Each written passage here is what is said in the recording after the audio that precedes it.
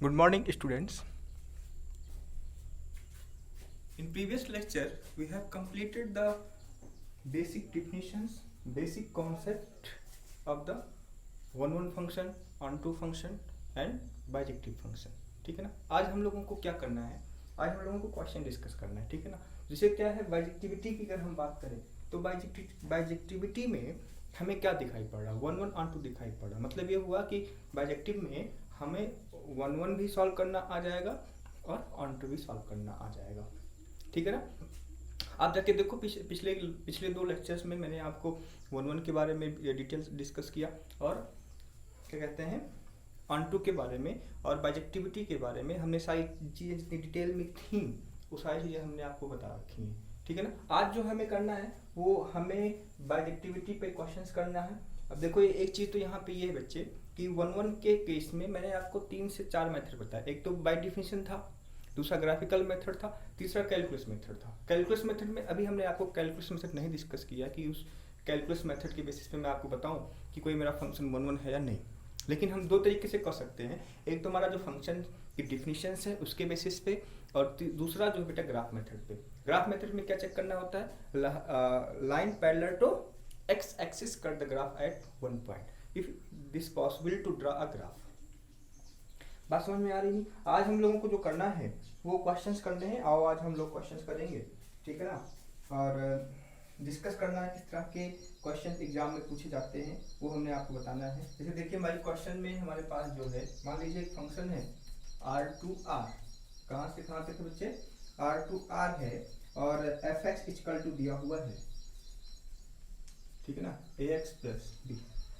ठीक है, ax plus b। Check या ऐसे करो, prove that this is bijective function. Prove करो दिस इज बाइजेक्टिव। ठीक है ना। अब देखो सॉल्यूशन में कैसे करोगे फॉर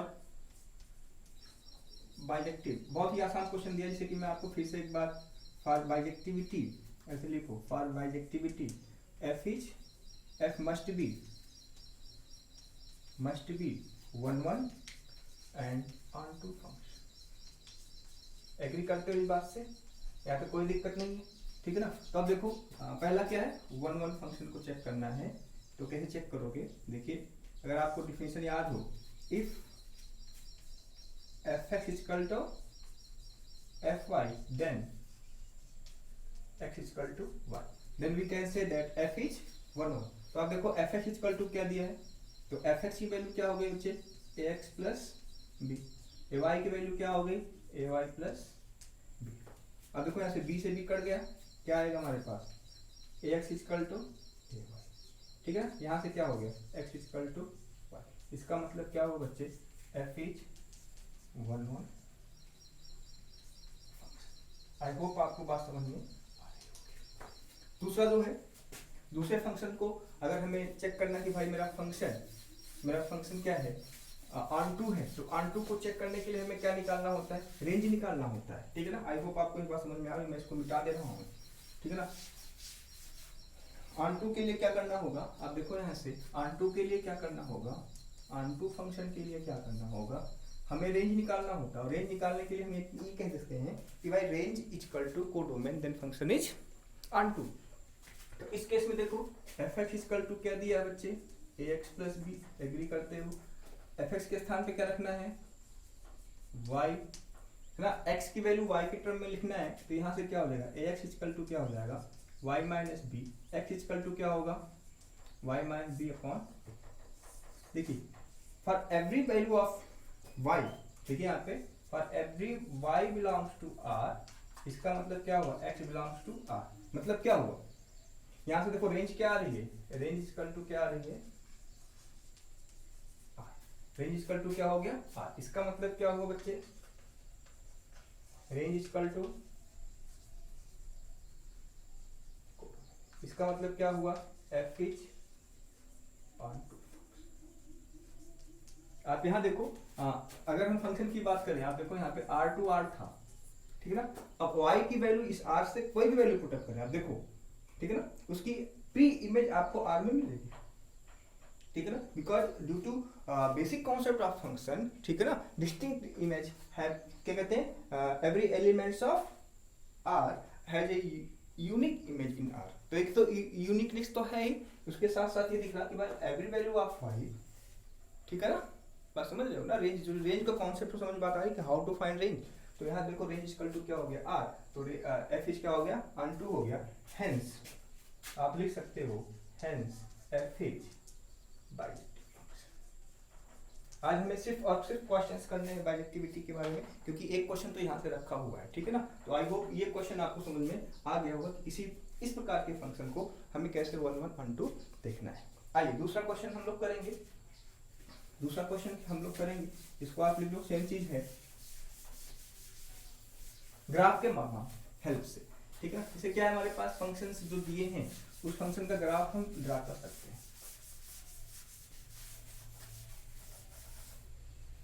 ठीक है ना। ग्राफ के बेसिस पे बात करते हैं। जैसे हमारे पास फंक्शन है f(x) equal to cos x, ठीक है ना। फंक्शन हमने डिफाइन किया है r2r, ठीक है। f(x) equal to cos x, neither 1 1, ऐसे देखो, नीदर 1 1 नॉट, ये हमें प्रूव करना है, ठीक है ना। ये हमारा क्वेश्चन है। सॉल्यूशन की बात करें, आंसर की बात करें, देखिए हमारे पास cos x का ग्राफ मुझे पता है, तो देखो इसको cos वाइज की हेल्प से करते हैं भाई ना, क्या कहते हैं, ग्राफ हम इसका रिप्रेजेंट कर लेंगे। ट्रिग्नोमेट्री के केस में आपको cos x का ग्राफ आता है, ये हमारा x एक्सिस है, ये हमारा y एक्सिस है, 0, cos 0 पे वैल्यू क्या दिया 1, मींस ग्राफ मेरा ऐसे, ये क्या देगा π/2, ये क्या देगा -π/2, ठीक है ना। ये पाई, ये क्या हो जाएगा भाई, ये हो गया पाई और ये हो गया 3π/2। इस प्रकार से ग्राफ ऐसे बनता चला जाएगा, ठीक है, ऐसे ग्राफ बनता चला जाएगा। अब इस ग्राफ की बात करें तो ये 3π/2 हो गया, 3π/2 में पाई ऐड कर दो, क्या हो जाएगा 2π, और 2π में पाई ऐड कर दो, π/2 ऐड कर दो, 5π/2, ठीक है ना। ऐसे यहाँ पे ये पाई, ये 3π/2 माइनस के साथ, ठीक है ना। अब देखिए, अब ये एक मैक्सिमम वैल्यू क्या दे रहा, y की वैल्यू क्या दे रहा 1, यहाँ पे जो मैक्सिमम वैल्यू देगा y की वो माइनस, ठीक है ना। अब देखिए अगर हम 1 1 की बात करते हैं, 1 1 फंक्शन की बात करते हैं, because there is a graph, तो हम जो अप्रोच लगाएंगे ना वो ग्राफ का अप्रोच लगाएंगे, ठीक है ना। ग्राफ का अप्रोच देखो, line parallel to x axis, how many points are on the function, there are infinites if you talking about real to real। कहने का मतलब ये हुआ यहाँ से कितने नंबर्स हो जाएंगे, यहाँ से कितने पॉइंट पे इंटरसेक्शन दिख रहा है, मतलब जितनी दूर हम जाएंगे उतने इंटरसेक्शन हो जाएंगे। तो देखो यहाँ पे आप ऐसे लिखो, सिंस, लिखने के बाद since line parallel to x axis cuts the graph, ठीक है ना, more than 1 point,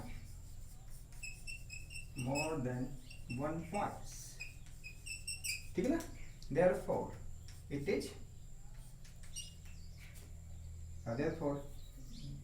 is not 1 1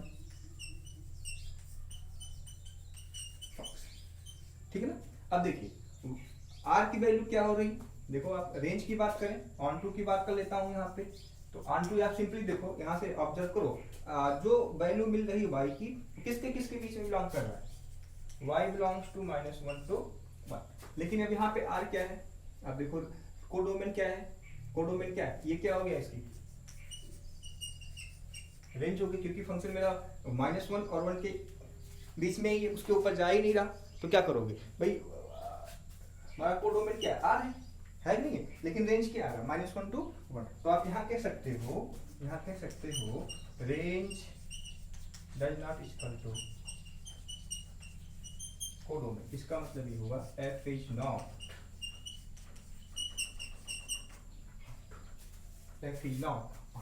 बात समझ में आ गई कि नहीं आ गई, ठीक है ना। अब कुछ लोग कहेंगे सर आप हम इनवर्स ट्रिग्नोमेट्री फंक्शन पढ़ते हैं, इनवर्स एग्जिस्ट करता है कि भाई जब फंक्शन मेरा 1 1 ऑन टू, तो हम इसके रेंज को, ठीक है ना, यहाँ पे क्वेश्चन तो कंप्लीट हो गया, एडिशनल नॉलेज दो, ठीक है ना। एडिशनल नॉलेज में की बात करें कि मेरा फंक्शन में इनवर्स जब हम पढ़ेंगे, इनवर्स फंक्शन जब पढ़ेंगे तो हम कहेंगे भाई कि फंक्शन का इनवर्स तभी एग्जिस्ट करता है जब मेरा फंक्शन 1 1 ऑन टू हो। तो इस केस में कैसे हम cos x को cos इनवर्स x डिफाइन करेंगे? तो हम ये कह सकते हैं भाई कि हम उसके जो डोमेन्स और कोडोमेन्स हैं उनको हम रीडिफाइन कर देंगे। अब जैसे क्या हुआ, अगर हम फंक्शन को इस पे सेट करते हैं, मतलब r को रिप्लेस कर रहे हैं -1 और 1 से, तो यहाँ से मेरा f क्या हो जाएगा, f इज R2। इस केस में मेरा f क्या हो गया, R2। अब इसी चीज को हम फिर से रिडिफाइन कर रहे हैं, f माइनस पाई बाई 2 से पाई, या ऐसे करो 0 टू पाई, -1 कहाँ दे रहा है यहाँ पे, और -1 कहाँ पाई पे दे रहा है, और 0 पे 1 दे रहा है, 0 टू पाई कर देते हैं। अगर फंक्शन की बात करें, सिर्फ इतने की बात कर रहे हैं, देखो डार्क ग्राफ देखने की कोशिश करना, ये सिर्फ इतने की बात कर रहे हैं, 0 टू पाई। तो यहाँ पे अगर यहाँ पे ऐसे ही लिख दो -1 तो f इज ऑन 2 हो गया। यहाँ पे रिडिफाइन कर रहे हैं 0 टू पाई, वैल्यू क्या देगा, -1 से 1। अब ये जो हमारा f है, जो इंटरवल 0 टू पाई टू -1 और 1 है, उसमें cos x क्या हो जाएगा, cos x क्या हो जाएगा बच्चे, बाइजेक्टिव हो जाएगा। बात समझ गए? इसी तरह से इसको समझ लो, फिर इसको ये आपने कर लिया होगा। अगर इसी के ग्राफ को हम ऐसे कर दें, ये इतना ही सिर्फ ग्राफ देखो, बात समझो, सिर्फ इतना ही ग्राफ की हम बात कर रहे हैं। देखिए line parallel to x axis, line parallel to x axis cut the graph at 1 point, agree कर रहा है, ठीक है। 1 1 हो गया। ऑन 2 का मतलब ये हुआ कि जो भी वैल्यू 0 से पाई के बीच में होगी वो किसके बीच में जा रही है, -1 और 1 के बीच में जा रही है। तो जो रेंज हमने डिफाइन किया है वो कोडोमेन्स के इक्वल है, therefore function is 1 1 on 2 in this interval. हम ये सब डिटेल में डिस्कस करेंगे जब हम आपको इनवर्स ट्रिग्नोमेट्री फंक्शन पढ़ाएंगे। लेकिन जैसे ही क्वेश्चन मेरा आ गया y equal to cos x पे, जैसे ही हमने कहा इसको बता देना बहुत जरूरी है कि भाई cos x 1 1 ऑन 2 हो सकता है by redefining its domain as well as its range, ठीक है ना। आइए एक क्वेश्चन हम और करते हैं, उसके बाद जो है अगर टाइम होता है तो फिर हम आगे डिस्कस करेंगे, अदरवाइज फिर आज के लिए इतना ही रखेंगे। कल से जो है हम कंपोजिशन ऑफ फंक्शन देखेंगे, कंपोजिशन ऑफ फंक्शन देखेंगे, ठीक है ना। आइए एक क्वेश्चन हमारा ये है, एक फंक्शन मेरा ये है भाई, फंक्शन जो है फंक्शन a टू b है। क्वेश्चन हमारा है फंक्शन जो है a टू b है ना, जहाँ पे a इक्वल टू हमने डिफाइन किया है r-2, मतलब r-2 है, और b को हमने डिफाइन किया है r-1, मतलब ये हो गया डोमेन, ये हो गया कोडोमेन, एग्री। अब हमको जो चेक करना है fx जो हमारे पास डिफाइन किया गया है वो ये डिफाइन किया गया है x-1 अपॉन x-2। अब आपको समझ में आ रहा है ना, डोमेन में से 2 क्यों माइनस किया गया है, डोमेन में से 2 माइनस इसलिए किया गया है क्योंकि 2 पे मेरा फंक्शन डिफाइन नहीं है, 2 पे मेरा फंक्शन डिफाइंड नहीं है। बात समझ गए? रेंज में क्या किया है, रेंज के बारे में वन बात की अभी मैं आपको सॉल्व करके दिखाऊंगा कि क्या इसकी कंडीशन है। क्या देखना है, so that f is bijective. आइए फॉर बाइजेक्टिविटी की बात करें तो फंक्शन मेरा क्या होना चाहिए, ऐसे आप लिखोगे सोल्यूशन में, for bijectivity f must be 1 1 on। Okay, अब देखिए 1 1 फंक्शन की बात करें, इसको हम ऐसे भी लिख सकते हैं, 1 1 फंक्शन लिखने की बात है। 1 1 फंक्शन की बात करें तो 1 1 फंक्शन में क्या होगा कि फिलर मेथड लगाते हैं, fx इक्वल टू fy, इसका मतलब क्या हुआ xy। नाउ निकालिए x-1 x-2 equal to y-1 y-2, cross multiply करके सॉल्व करो, देखो क्या क्या आ रहा है। क्रॉस मल्टीप्लाई करेंगे तो क्या हो जाएगा, xy minus 2x minus y plus 2 equal to xy minus x minus 2y plus 2। Solve करिए, देखिए क्या क्या कट जा रहा है, xy से xy कैंसिल, ठीक है, 2 से 2 कैंसिल, ठीक है, कोई दिक्कत नो दिक्कत, नो दिक्कत, नो दिक्कत। यहाँ देखिए x x को एक तरफ करो, y y को एक तरफ करो, क्या आ रहा है -2x plus x equal to -2y plus y। Result क्या आ रहा है यहाँ देख लो, -x equal to -y, x equal to, इसका मतलब क्या हुआ, f इज। आई होप अब आपको 1 1 और 2 चेक करना आ गया, ठीक है ना। ये क्वेश्चन हम आगे और डिस्कस करेंगे जब हम आपको इनवर्स फंक्शन बताएंगे, because whenever we are going to prove the f is invertible, for f is invertible we have to prove f is 1 1 as well as on 2, ठीक है ना। वहाँ पे भी हमें इसकी जरूरत पड़ेगी। अब आइए दूसरा जो हमें करना है भाई, क्या चेक करना है, ऑन 2 की बात करनी है, ठीक है। तो ऑन 2 के बारे में बात करना है, तो देखिए